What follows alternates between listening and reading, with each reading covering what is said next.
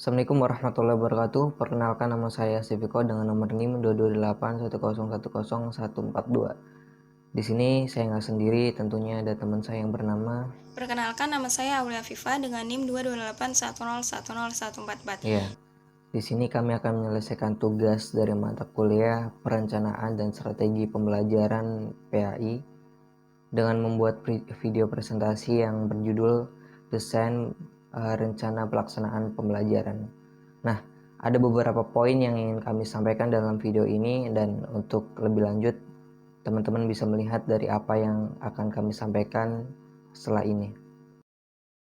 Sebelum kita lebih jauh mempelajari dari sebuah konsep perencanaan pembelajaran itu sendiri, kita perlu tahu teman-teman bahwasanya apa sih yang dimaksud dengan rencana pembelajaran itu sendiri.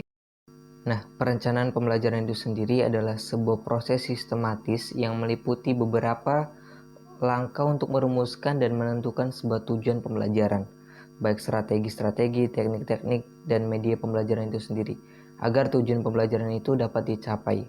Oleh karena itu, perencanaan setidaknya harus memiliki 4 unsur, teman-teman, yakni adanya tujuan yang harus dicapai, adanya strategi untuk mencapai sebuah tujuan tersebut, ketiga, adanya sumber daya yang dapat mendukung, keempat, implementasi setiap keputusan yang dapat mendukung untuk tercapainya sebuah tujuan pembelajaran.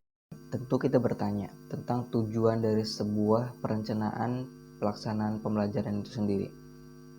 Ada beberapa manfaat. Yang pertama adalah meningkatkan hasil proses belajar mengajar. Dengan adanya RPP ini dapat meningkatkan kompetensi dasar, karena dalam RPP ini kita sudah menyusun mau seperti apa proses pembelajaran atau belajar mengajar yang bertujuan meningkatkan sebuah hasil itu sendiri. Yang kedua, dengan merancang pembelajaran sesuai kebutuhan peserta didik.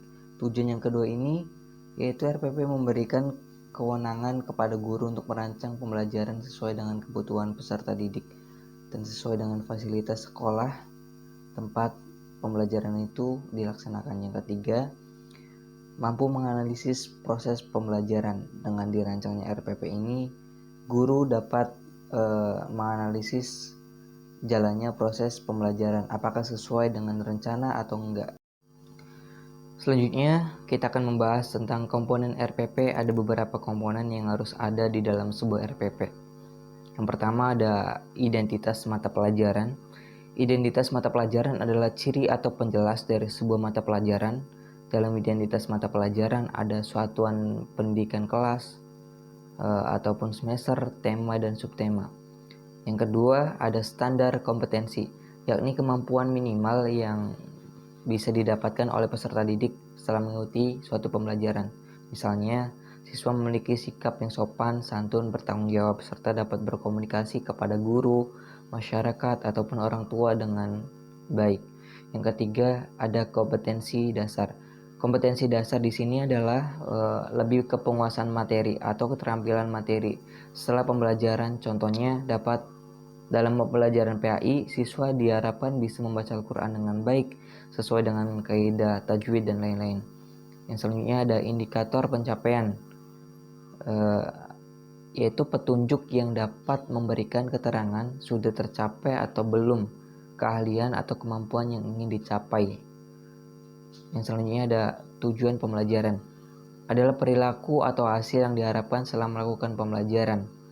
Yang selanjutnya yaitu ada materi pembelajaran. Materi pembelajaran adalah bahan ajar yang dipakai dalam proses pembelajaran, baik berupa buku dan yang lain. Ada alokasi waktu, kapan waktu pembelajaran itu dilaksanakan. Yang selanjutnya adalah metode pembelajaran. Nah, ini sangat penting banget untuk menunjukkan metode pembelajaran seperti apa yang ingin kita pakai dalam kelas, seperti diskusi, kuis, ataupun sebagainya. Ada kegiatan pembelajaran, yaitu ada 3 tahapan, yakni pendahuluan, yaitu seperti salam sapa menanyakan kabar kepada siswa. Yang kedua ada inti, yakni menyampaikan materi dan umpan balik kepada siswa. Yang ketiga ada penutup, yakni kesimpulan yang disampaikan guru kepada para peserta didik. Yang selanjutnya adalah penilaian hasil. Nah, penilaian hasil ini begitu penting untuk memberikan gambaran dari suatu proses pembelajaran itu sendiri. Nah, yang terakhir tidak kalah penting yaitu sumber belajar. Untuk menentukan sumber belajar itu sendiri harus disesuaikan dengan pembelajaran apa yang ingin diajarkan oleh guru. Misalnya dalam mata pelajaran pendidikan agama Islam, sumber belajar itu sendiri dimuat dengan jelas, misalnya dari Al-Quran, dari hadis, atau dari kitab-kitab para ulama dan sebagainya. Maka bisa dikatakan sumber belajar ini sangat penting untuk menjadi referensi para siswa dalam proses pembelajaran. Di sini saya akan menjelaskan tentang kompetensi dasar. Kompetensi dasar merupakan perpaduan dari pengetahuan, keterampilan, nilai, dan sikap yang direfleksikan dalam kebiasaan berpikir dan bertindak. Dalam hal ini, kompetensi diartikan sebagai pengetahuan dan kemampuan yang dikuasai oleh seseorang sehingga ia dapat melakukan perilaku yang kognitif, afektif, dan psikomotorik dengan sebaik-baiknya. Terdapat beberapa aspek dalam kompetensi sebagai tujuan, yaitu diantaranya yang pertama pengetahuan, yaitu kemampuan dalam bidang kognitif. Yang kedua, pemahaman atau understanding, membaca dan mencatat poin-poin terpenting. Yang ketiga yaitu keterampilan atau skills, yaitu mampu bagaimana kita itu bisa menyelesaikan masalah dan membuat sebuah keputusan. Yang keempat yaitu nilai. Kita itu mampu menerapkan nilai-nilai moral dan etika dalam belajar di kehidupan. Yang kelima yaitu attitude, bagaimana rasa tanggung jawab dan disiplin dalam belajar. Yang keenam yaitu minat. Minat yaitu kecenderungan seseorang untuk tertarik kepada sesuatu, menjadi faktor penting dalam motivasi belajar dan juga daya ingat.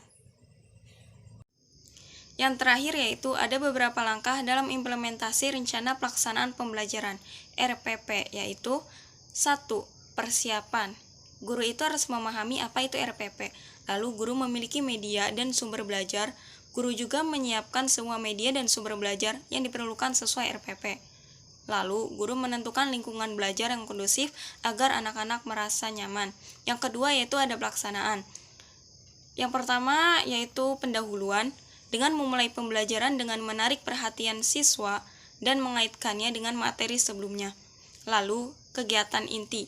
Dalam kegiatan inti ini, melaksanakan kegiatan pembelajaran sesuai dengan langkah-langkah yang tercantum dalam RPP. Dan dalam penutup, guru ini menyimpulkan materi pembelajaran, memberikan refleksi, dan melakukan penilaian. Dan yang ketiga yaitu ada evaluasi. Dalam evaluasi ini, yang pertama itu melakukan refleksi. Jadi guru itu merefleksikan proses pembelajaran dan efektivitas RPP. Yang kedua yaitu ada umpan balik.